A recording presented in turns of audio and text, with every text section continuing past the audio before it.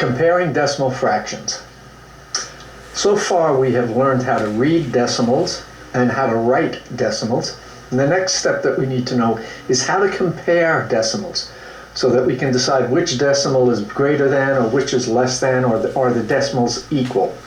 So this lesson will start out with a very brief review, and then we will go into the skill of comparing decimal fractions. Well, here is a decimal fraction, and keep in mind that decimals are fractions. They are fractions, but we do not write their denominator. Their denominator is always some form of the number 10. Well, in this decimal fraction, we have 6, and we know this is the tens place, so this is 6/10. So if we wrote it as a fraction, it would be 6/10. This is the decimal way of writing it. This is the same thing in fraction form. Let's look at another one.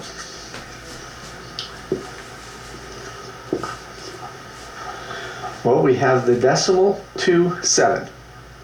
Now we know this is the tens place and this is the hundreds place. So decimal 2/7 is equal to 27 hundredths. This is the decimal fraction form. This is the regular fraction form of it. Last one for review.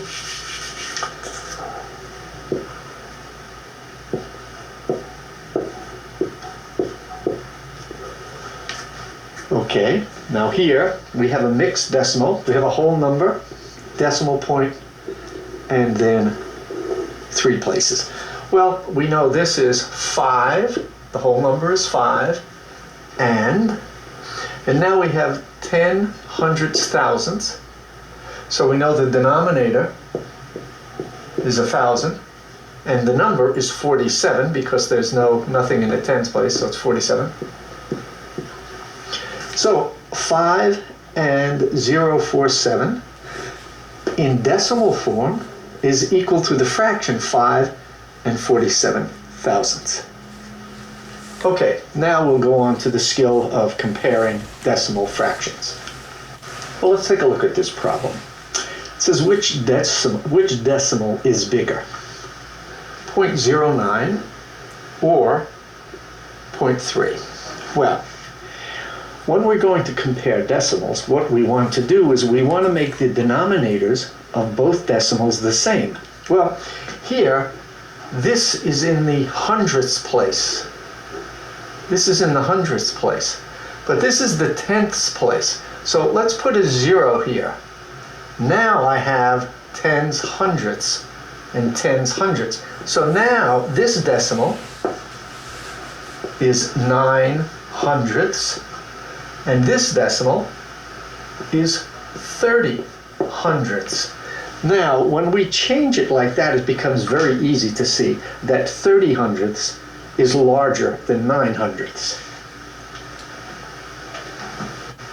Let's take a look at these 3 decimals here. Which decimal is bigger? 0.45, or we know this is 45 hundredths, 0.4 or 4/10, or 0.405 or 405 thousandths. So we're going to have to change everything to the thousandths place. So we're going to have to make each of these decimals to the thousandths place.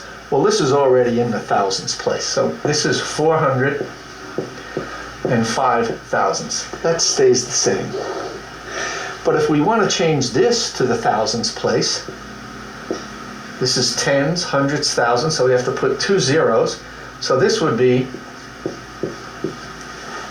400 thousandths. And if we want to change this to the thousandths place, well, this is tens and hundreds, so thousandths, we'd have to put a 0, and we have 450 thousandths.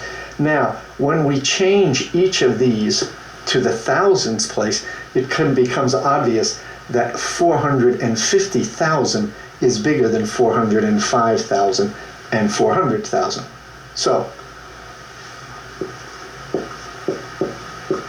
is the largest decimal of these 3. We'll try another one. Okay, again, which one of these decimals is bigger?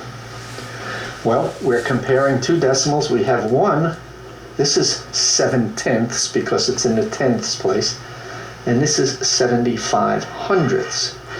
So to be able to compare them, we're going to have to change 7/10 to the hundreds. So this is the tenths place. We put a 0, and that gives us 70/100 or 75/100. Well, when we change 7/10 to a hundredths place, then it becomes obvious that 75/100 is larger than 7/10. Now let's take a look at this. We have this decimal fraction, and we know that this is 9/100 because it's 9 and it's in the hundredths place, or 1,024 10 hundreds, thousands, 10,000. So 1,024 10,000s. Well, we're going to have to change this 900ths to a 10,000th place to compare it. So 0, 9, now this is tens, hundreds, thousands, 10,000s. So 900ths becomes 900 10,000s, or 1,024 10,000s. And when we change the 900ths to the 10,000s, it becomes obvious that 1,024 10,000s is larger than 900ths. So that's basically then how you compare decimals in terms of which is smaller or which is greater. So what I'd like you to do now is to shut the DVD off, come up to me, and I will give you the comparing decimals worksheet, and then you can work on that, and then bring it up to me when you're done, and we'll go over it to make sure that we have a good understanding of the concept. Thank you very much for your time.